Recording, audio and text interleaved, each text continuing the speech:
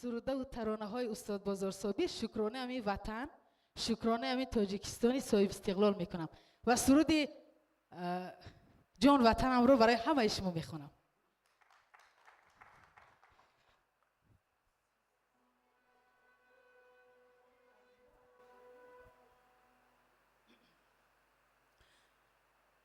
قشلاقک من بوی چپاتی داره، قشلاقک من بوی چپاتی داره، شیرینی شیرینی توتی داره، شیرینی شیرینی توتی داره. از چوبی درختی بید، از چوبی درختی بید در هر خانه،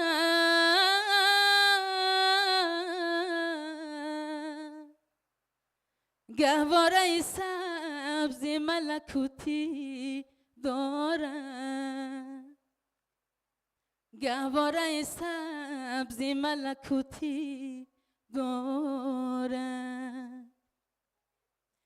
کفی دو پای من، کفی دو پای من تو را به بوسه میزند قدم، زمینی مادری من، وطن وطن وطن. مرا چو خون خیشتن، مرا چو خون خیشتن تو قطره قطره در بدن، مرا چو خون خیشتن تو قطره قطره در بدن، زمینی مادری من، وطن وطن وطن. زمینی مادری من، وطن وطن وطن. زنده باشید.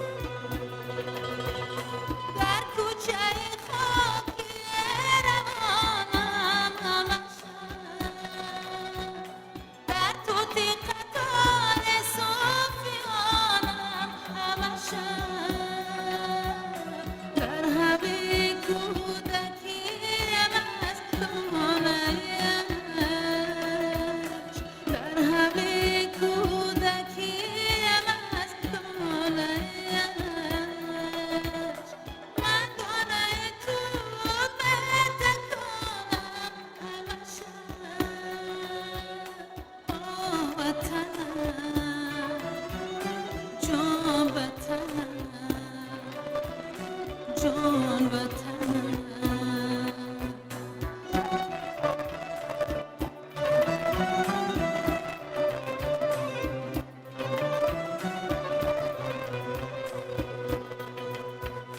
نانشتای من تراشکی دگی تو بود گرما بای خوشکی من تگینگی تو بود